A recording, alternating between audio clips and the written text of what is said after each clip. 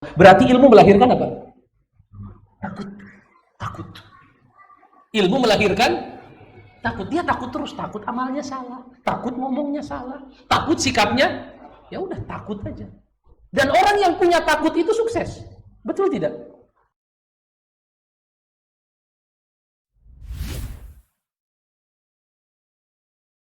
Di samping itu dia berzikirnya banyak mengucapkan la ilaha illallah. Tetapi setelah dia berzikir daripada kalimat la ilaha illallah tidak disosialisasikan dalam antara lisan dan jamaah itu tidak sama, Tidak sinkron. Apakah zikir yang dimaksud la ilaha illallah itu membawa atau menimbulkan maslahat Atau tidak? terhadap pelaku? Artinya dia ngucapin la ilaha illallah, dia paham la ilaha illallah, tapi dalam perbuatan tidak wujud. Ini mirip dengan yang tadi disampaikan oleh Pak Haji Hendra.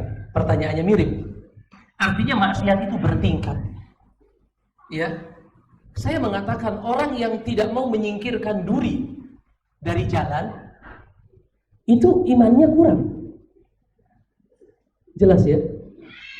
Orang ada duri di jalan, melintang. Kalau orang lewat, itu akan keinjak luka atau kena ban bocor. Tapi dia biarkan. Itu kurang iman bukan? Pengamalan la ilaha illallahnya kurang bukan? Kurang. Jelas Pak? Membiarkan istri bermaksiat, lemah iman bukan? Lemah iman. Ninggalin sholat, lemah iman bukan? Lemah iman. Artinya, tidak wujudnya la ilaha illallah dalam kehidupan itu beragam. Kasusnya apa? Misalnya Nabi bersabda begini, al-imanu bid'un, pakai dot, bid'un wa sab'una syu'batan. Pernah dengar? Al-imanu bid'un wa sab'una syu'batan. Iman itu lebih dari 70 sekian cabang. Itu iman. A'laha, paling tinggi apa? Qaulu la ilaha illallah. Paling tinggi itu la ilaha illallah. Wa adnaha, dan yang paling remeh imatatul adza anit thariq, menyingkirkan gangguan dari jalan. Wal haya'u syu'batun minal iman. Punya malu itu bagian dari iman. Jelas tidak, Pak? Maka kita tidak bisa memukul rata orang yang tidak wujud la ilaha illallah dalam kehidupannya bagaimana? Tergantung. Kalau pelanggarannya dalam hal-hal yang dasar, sholat, maka kita bisa berikan hukum. Tapi kalau dalam hal-hal yang sederhana, mungkin kita katakan barangkali nggak paham. Ini tergantung, ya. Harus kita lebih sempitkan kasusnya. Karena tidak wujudnya la ilaha illallah umum. Bisa dalam pengertian ninggalin sholat, bisa dalam pengertian sesajen, begitu. Bisa dalam pengertian jimat, bisa dalam pengertian dukun, bisa juga dalam pengertian apa? Ada suara kuik. Siapa yang meninggal? Artinya yang belah mana yang mau kita kupas? Yang sebelah mana? Apakah yang sebelah bawah, yaitu ada orang ngelihat duri dia biarkan? Itu obatnya masih apa? Masih bisalah kita, nggak usah nyari spesialis. Kita bisa apa? Obatin. Atau yang lebih spesifik, masalah menghalalkan yang haram, mengharamkan yang halal, masalah ketentuan hukum. Oh itu butuh apa? Yang menjelaskan spesialisasi agar tidak salah paham. Jadi tergantung apa Pak Haji? Bentuk tidak wujudnya itu bagaimana? Apa kasusnya? Ya, karena yang dihukumi itu kasus. Adapun satu fenomena yang sifatnya umum, kita menjawabnya juga sifatnya apa? Umum. Kita katakan ya itulah realita akhir zaman. Paling kita bilang begitu. Tidak wujudnya la ilaha illallah dengan perbuatan, itulah apa? Realita akhir. Paling kita jawabnya umum. Tapi kalau kita katakan si A begini, itu baru kita bisa berikan apa? Analisa hukum. Ini haram, ini syirik, ini maksiat, atau lain sebagainya. Pak Haji mau nambahin atau contoh nyatanya? Andada. Bagaimana itu Pak Haji? Membuat tandingan juga masih umum. Harus rinci. Itu kan lebih spesifik. Melakukan satu amal tanpa ada contoh. Artinya kalau Bapak nggak sebutkan, saya nggak bisa bayangkan bahwa aplikasi pelanggaran la ilaha illallah itu maksudnya adalah beramal tanpa contoh dari Nabi. Maka kita katakan kan ada dua sisi yang nggak bagus. Ada dua sisi yang nggak bagus. Sisi magdub dan sisi dolin. Sisi apa Pak? Magdub dan sisi dolin. Makanya kalau pagi-pagi subuh dan maghrib sunnahnya doanya apa Pak? As'aluka ilman nafi'an. Lalu rizqan thayyiban wa amalan mutaqabbalan. Kita ambil ujung sama ujung. Ilman nafi'an, amalan mutaqabbalan.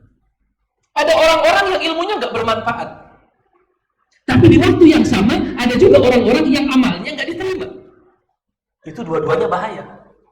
Maka kita nggak mau tuh dua-duanya Pak. Berilmu tapi nggak beramal. Magdub. Magdub. Betul tidak Pak Ibnu? Magdub bukan sesat. Apa magdub? Magdub. Dimurkai. Isi maf'ul daripada godoba. Magdub. Bahwa magdubun. Dimurkai. Magdub itu adalah mereka yang berilmu tapi tidak mau beramal. Dalam tafsir Jalalain dikatakan contohnya Yahud. Begitu ya. Berilmu tapi, maka kita berlindung. As'aluka ilman nafi'an, ilmu yang bermanfaat. Saya nggak mau punya ilmu tapi nggak ada manfaat, nggak ada amal. Itu kita minta. Tapi di waktu yang sama kita juga minta wa amalan mutaqabbalan.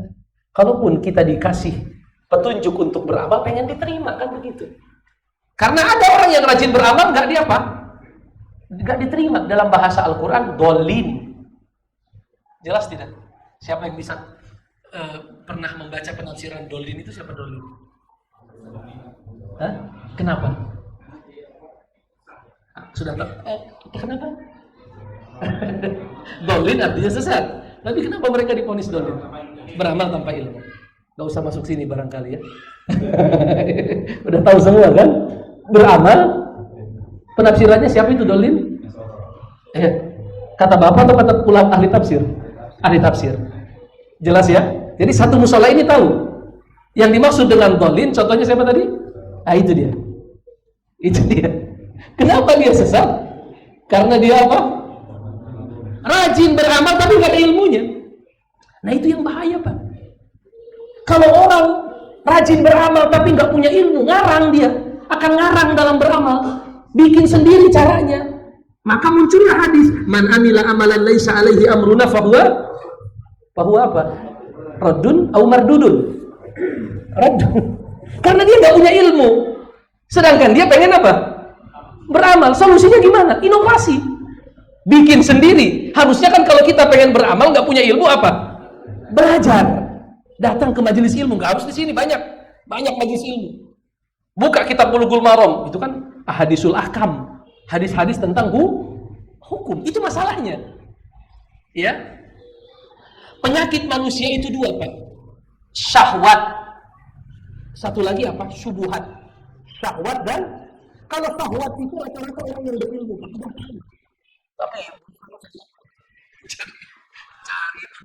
syahwat itu susah diobati. Yang kedua, orang sesat gara-gara syubhat, nggak paham. Dia bukan ingin nyelisihin Nabi, enggak Pak. Dia dapatnya segitu. Ditambah inovasi. Dia melakukan improvisasi atau itulah pokoknya Mak. Macam-macam asimilasi apa semua dia pakai itu. Mungkin naturalisasi juga dia pakai. Jadi bukan mengislamkan Indonesia, jadi Islamnya diindonesiakan. Jadi semuanya dia pakai, gimana caranya? Karena nggak punya ilmu. Nggak punya apa? Nggak punya ilmu. Kalau orang nggak punya ilmu, kata para ulama, kerusakannya lebih banyak daripada kebaikannya. Tapi sebaliknya, hati-hati dengan orang yang berilmu itu. Kalau Anda tidak takut sama Allah, maka ilmu Anda nggak bermanfaat. Makanya Imam Ahmad kan ditanya, ilmu itu apa sih wahai Imam? Ilmu, gampang. Ilmu itu takut. Udah itu aja. Ilmu itu apa Pak? Takut. Makin Anda berilmu, makin takut sama Allah, Anda ilmu. Tapi makin kita tahu, makin kita berilmu, makin kita sombong, wah Anda nggak punya ilmu. Makanya Imam Ahmad berkata, innamal ilmu khasyatun. Ilmu itu rasa takut. Lalu beliau membaca firman Allah dalam Al-Quran, innama yakhsyallaha min ibadihil ulama. Hanyalah orang-orang yang berilmu yang punya rasa takut kepada Allah. Berarti ilmu melahirkan apa? Takut. Ilmu melahirkan takut. Dia takut terus, takut amalnya salah, takut ngomongnya salah, takut sikapnya, ya udah takut aja. Dan orang yang punya takut itu sukses. Betul tidak? Betul. Itu kata para ahli begitu. Saya selalu terngiang-ngiang itu perkataan seorang profesor. Profesor di bidang politik. Dr. Salim Segap. Salim Said. Saya pernah cerita kan, Salim Said itu. Apa kata Ketua Lemhanas, Gubernur Lemhanas? Apa kata Salim Said? Orang yang negara yang penuh dengan rasa takut itu sukses. Singapura itu takutnya gede. Karena dia mohon maaf minoritas Cina di tengah lautan Melayu. Kalau dia nggak kuat perengus dia dihabiskan kan begitu. Taiwan takut sama siapa Pak? Kalau dia nggak kuat habis. Jelas. Korea Selatan itu negara yang hidup dengan ketakutan. Kim Jong Un itu sadis. Kim Jong Un. Hah? Iya, Korea Utara Kim Jong Un. Yang maju Korea Selatan. Korea Selatan itu hidup di dalam ketakutan. Kalau mereka nggak kuat-kuat, di dekat rumah mereka ada Kim Jong Un itu.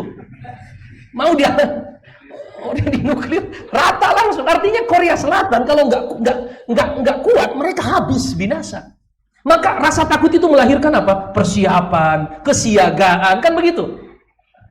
Contoh yang paling nyata, penjajah di tanah Palestina. Mereka setitik Yahudi di tengah lautan bangsa Arab. Betul tidak? Orang-orang Yahudi yang menjajah tanah Palestina itu setitik di tengah lautan bangsa Arab. Coba Bapak lihat perbatasan Palestina itu, Suriah, Libanon, Yordania. Semua dikepung oleh lautan bangsa Arab. Kalau orang Arab jalan semua ke situ, apa yang terjadi? Habis, nggak ada sisanya Pak. Titik di tengah apa? Tapi coba lihat bagaimana dia bisa berubah jadi apa? Kanker ya, jadi tumor ganas. Kalau dia nggak ganas, kenapa dia bisa ganas? Ya karena ketakutan, menjaga rasa takut. Nah kata Dr. Profesor Salim, kita ini nggak punya takut, orang Indonesia. Sama Allah aja kita nggak takut. Demi Allah di atas Quran di sini. Besoknya ditangkap KPK. Orang yang nggak punya rasa takut nggak akan maju, kata beliau. Banyak nggak di kita pejabat yang begitu? Tadi malam dia ditaruh Quran di atas kepalanya, besok dia ditangkap. Tuhan aja dia nggak takut. Betul tidak Pak? Itu logis nggak masuk di kepala kita. Artinya kalau Tuhan saja mau dia mainkan, mau dia bohongi, apakah bisa diharapkan kejayaan? Apakah bisa diharapkan kemajuan? Nggak bisa Pak. Itu realita atau bukan realita? Realita. Pak. Kita bukan sedang mengkritik enggak. Kita sedang bicara satu realita hidup yang kita mungkin ada di bagian realita tersebut. Realita kita begitu. Maka kalau Tuhan saja diakalin, orang bilang la haula wala quwata illa billah. Banyak kan gubernur, bupati sehari Pak, baru sehari, besoknya langsung apa? Langsung diciduk begitu. Nekat banget dia kan. Agama dia lawan. Quran dia kurang hebat apa lagi? Itu jelas Pak ya. Jadi memelihara rasa takut itu penting. Dan ilmu itu melahirkan rasa takut. Takut ada hak manusia yang tidak dia penuh. Takut ada hak-hak fulan tidak terpenuhi. Takut salah bicara, takut salah berbuat. Semuanya takut.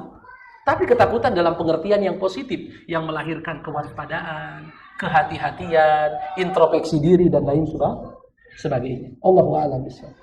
Jelas Pak Haji?